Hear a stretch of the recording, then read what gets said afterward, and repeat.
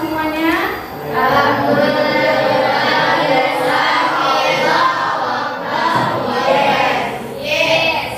Kurang kompak. Apa kabar semuanya?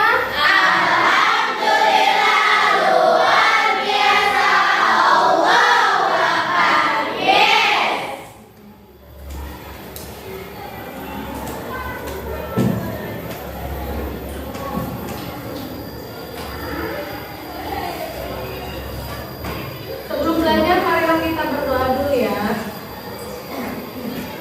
Biar ilmunya bermanfaat. Sebelum belajar, marilah kita berdoa. Berdoa di dalam hati. Dimulai. Tuhan, terima kasih. Doa di dalam hati dahulu ya. Abdul Muiz, Agis Tiani, Armadero. Dan yang belum hadir sekolah, mudah-mudahan besok sekolah lagi. Nah, biar semangat nih, kita yel-yel dulu. Berdiri semuanya. Ulang tahun. Tepuk semangat.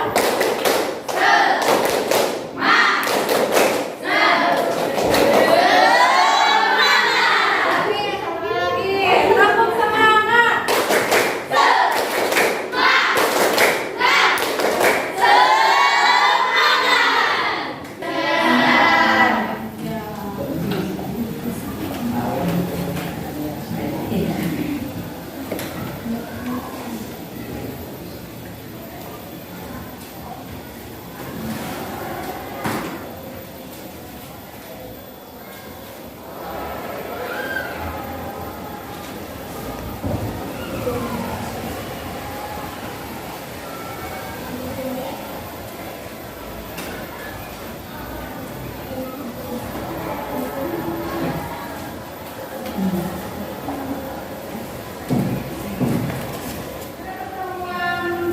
Yang lalu kita sudah membahas tentang pengertian cerpen.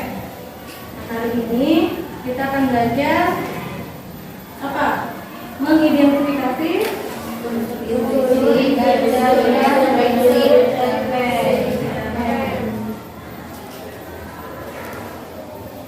Nah, di antara kalian ada yang tahu tidak tentang cerpen itu apa? Cerita pendek. Cerpen atau cerita pendek itu apa?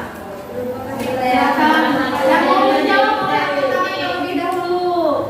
Yang mau menjawab angkat tangan terlebih dulu. Cerpen adalah yang diambil dari kisah masyarakat. dari kisah masyarakat. Boleh yang lain? Silakan.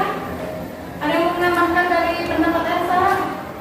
Cerpen atau cerita pendek adalah yang Novi? Cerita pendek merupakan salah satu jenis karya fiksi. Ya, karya fiksi atau yang disebut juga dengan daya khayalan. Fiksi itu adalah khayalan atau imajinasi. Boleh tambahkan yang lain? Silakan. Ada pendapat yang lain tidak? Silakan. Yang menjawab dapat poin dari Ibu. Ayo.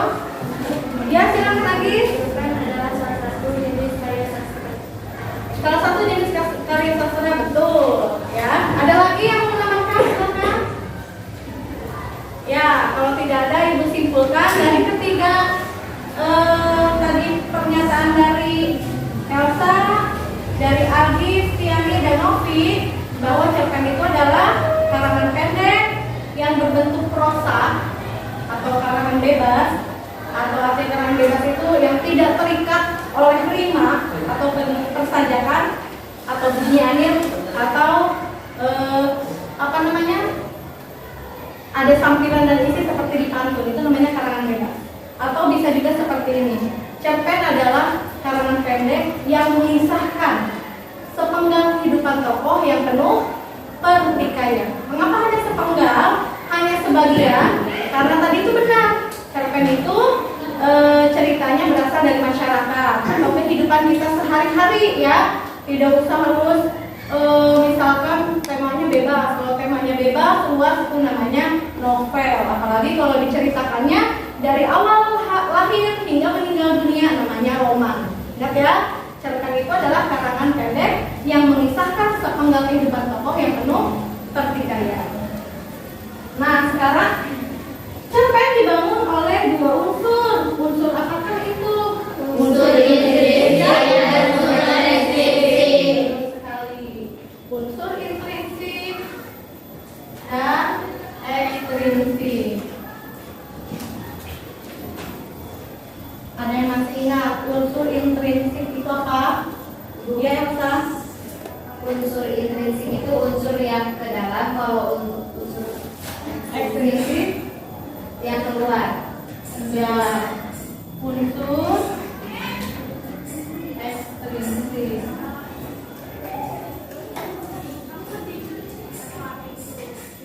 Maksudnya unsur intrinsik adalah unsur yang berasal dari dalam karya sastra. Ini itu adalah dalam ya, yang ada dalam karya sastra atau teksnya itu.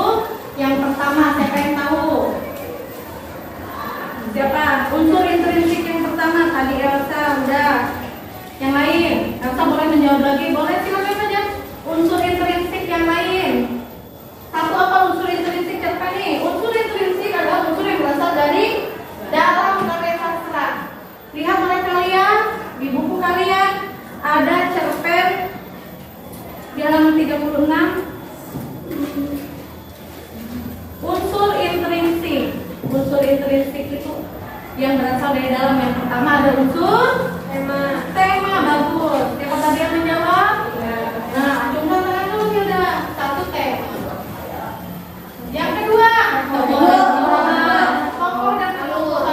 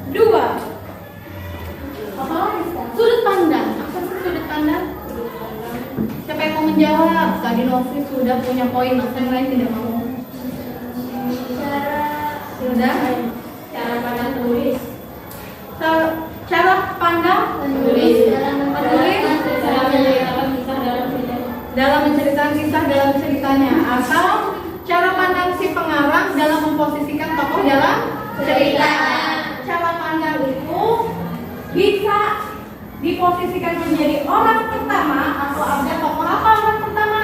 Ibu. Ya, aku, saya.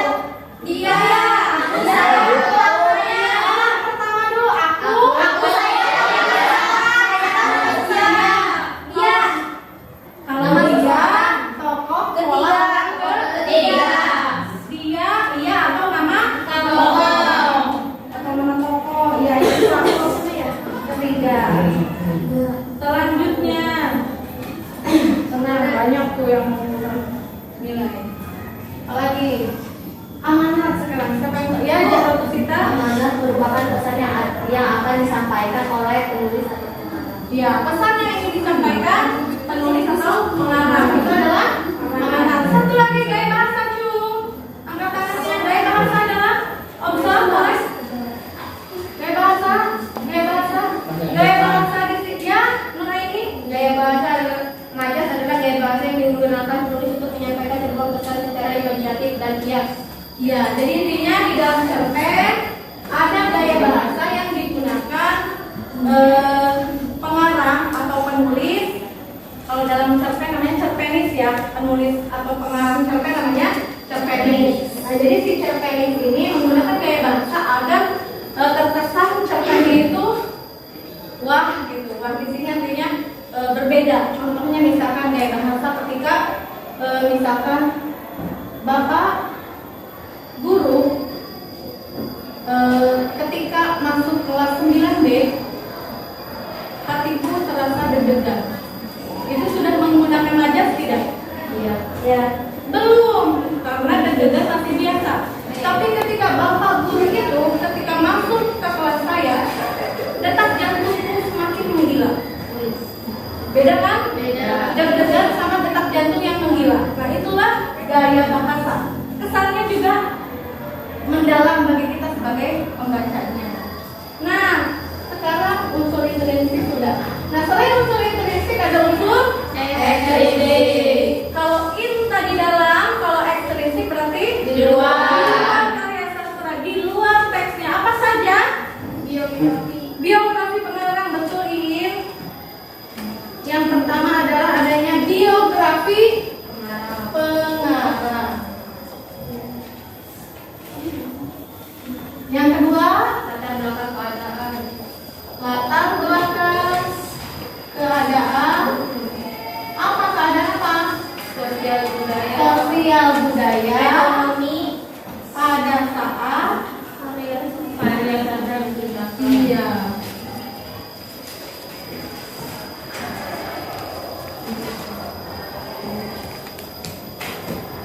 Nah itu biografi pengarang itu apa? Riwayat hidup pengarang. Mulai dari nama, biasanya nama pengarang itu berbeda dengan nama aslinya. Contohnya misalkan ada teman ibu yang sudah menjadi penulis. Nama aslinya Siti Suhana. Ketika menjadi cerpenis, dia berubah nama menjadi Hana Pena. Nah, itulah seperti misalnya artis-artis juga mempunyai nama lain kan, selain nama aslinya gitu. Nah, selain namanya beliau misalkan keturunan dari siapa, ayah ibunya, riwayat pendidikannya, karirnya, apa saja yang telah apa? Iya, lahirnya di mana? Terus misalkan tadi karya-karyanya apa saja yang telah dibuat, penghargaan kalau sudah pernah gitu ya, itu adalah biografi pengarang. Apakah ada di dalam teks cerpen? Tidak ada. Berarti ini unsur ekstrinsik. Yang kedua, latar belakang keadaan sosial budaya pada saat karya sastra diciptakan. Siapa yang bisa membahas ini? Apa sih ini artinya? Kok latar belakang keadaan sosial budaya itu memengaruhi cerpen itu gitu? Contohnya misalkan di buku yang kalian pegang itu ada Gadis Berjuta Impian. Ini termasuk cerpen modern atau zaman sekarang. Disesuaikan kan latar belakang keadaan sosial budayanya. Contohnya misalkan begini, kita sekarang zamannya modernisasi atau modern, tapi kalau anak remaja itu beda jauh-jauh dari kasih sayang, persahabatan gitu kan.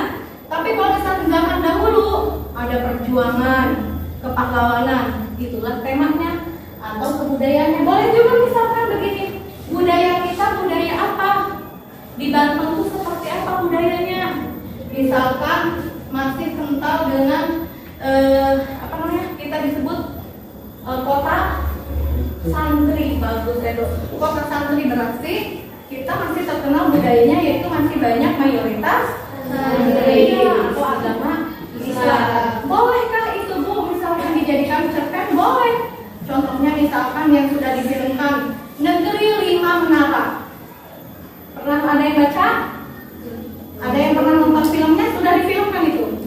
Itu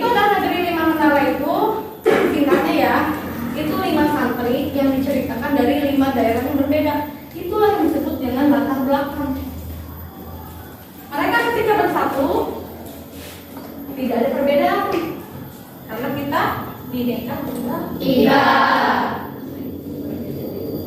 Iya, berbeda-beda tetapi Tetap Nah sekarang ini ada ibu punya gambar. Kalau kalian perhatikan, ini gambarnya pasti nanti ya di web dulu. Gambar apakah ini? Seorang ibu Dan anaknya. Anaknya ada yang laki-laki, laki-laki dan perempuan. laki-laki dan Perempuan. Dari gambar ini bisa tidak kalian membuat cerpen atau misalkan judulnya tentukan apa sih kira-kira yang bisa dijadikan judul cerpen ini? Apakah dari gambar kita bisa membuat cerpen? Bisa. Dari kehidupan pribadi? Bisa. Kehidupan orang lain? Bisa. Kalau kehidupan pribadi berarti kita menceritakan pengalaman Diri sendiri. sendiri atau pribadi. Kita itu menjadi tokoh, ya tokoh saya atau aku. Kalau kita mengamati kehidupan orang lain, kita ceritakan di cerita kita, membuat cerpen namanya. Dia. So, boleh kita memposisikan dia menggunakan pola orang ketiga ya, berarti dia, ia atau nama tokoh, nama orang ya. Nah seperti itu.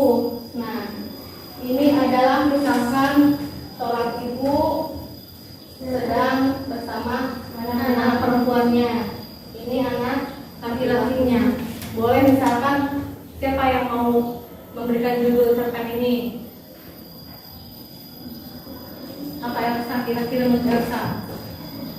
Kasih sayang. Ya, kita sehati. Caranya orang ibu pada anak. Enggak, kasih sayang ibu. Boleh. Perjuangan seorang ibu. Boleh. Yang lain? Apa? Ya, jadi misalkan kasih sayang seorang ibu, perjuangan seorang ibu itu juga boleh. Nah, sekarang siapa yang mau? Usia maju ya. Itu adalah kata interrogatif, penegasan. Oh iya, kenapa itu ada? Maaf ya. Berdua dengan ibu ya? Iya, bisa. Silakan. Mau tambah dulu apa ini kok tidur dulu ya? Gadis berjuta impian. Gadis berjuta impian. Gadis itu berdiri di depan jendela kamarnya, menatap indah suasana pagi yang membuatnya tersenyum, menghirup udara segar dari luar lewat jendela kamar yang selalu dibukanya. Iya sayang, kalau kamu juga mau ikut olimpiade atau lomba, papa dan mama pasti dukung. Gak perlu cemburu dengan apa yang orang lain dapatkan. Kalau kamu juga mau berhasil, berusaha sayang, kamu pasti bisa, kata mama. Zia mengangguk dan tersenyum kepada kedua orang tuanya. Betapa bersyukurnya Zia, papa dan mamanya selalu mendukung dirinya. Zia, seorang gadis cantik berjuta impian di benaknya. Berjuta impian yang seakan tak pernah habis. Selalu hadir impian baru setiap harinya. Dukungan yang penuh kasih sayang dan perhatian dari orang tuanya selalu membuatnya semangat bisa membalas semua kebaikan dan kasih sayang orang tuanya. Tapi setidaknya ia berusaha membahagiakan mereka dengan hanya membuat mereka tersenyum. Itu saja sudah membahagiakan mereka. Apalagi jika bisa lebih dari itu. Dan seperti namanya, gadis berjuta impian. Impiannya masih banyak dan mungkin saja tak akan pernah habis. Terima kasih sama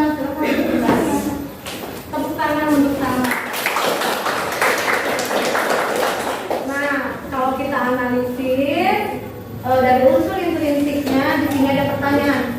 Siapa sih tokoh dalam cerita pendek tersebut? Apa Im? Zia, Mama dan Papa. Bagus.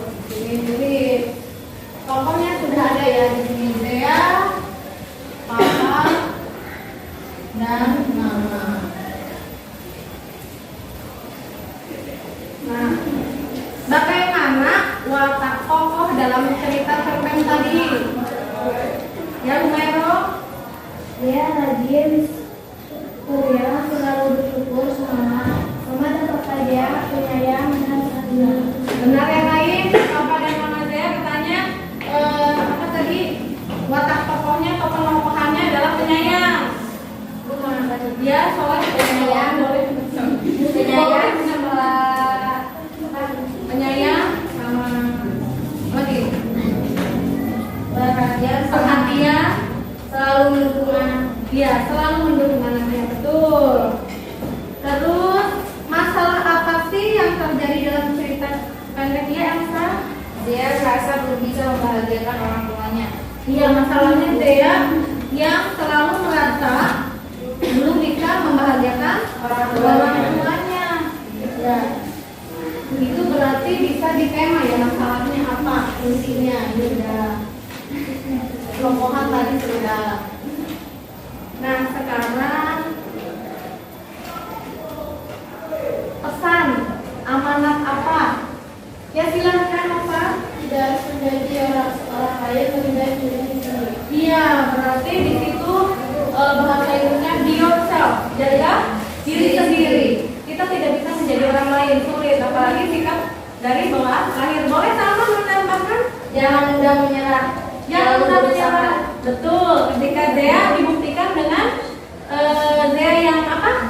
Yang berhasil Memenangkan Olimpiade Olimpiade matematika. Bagus. Bu, Iya saya berjuanglah tanpa rasa lelah. berjuanglah tanpa rasa lelah. Betul. Siapa lagi? Silakan. Semangat belajar. Harus banyak. Semangat belajar. Oh, semangat belajar. Silakan, Omsa. Jadilah diri sendiri dan kita punya kelebihan dan kekurangan masing-masing. Iya, tadi sama pendapatnya dia Nova. Jadilah diri sendiri. Be yourself. Sampai sini ada yang ditanyakan? Nah, tugas kelompoknya kita akan menonton pembacaan cerpen. Kita bagikan ini dulu. Judulnya Perjuangan Seorang Ibu. Satu. Seperti di gambar. Maaf. Ada dua. Boleh sama-sama saja ya.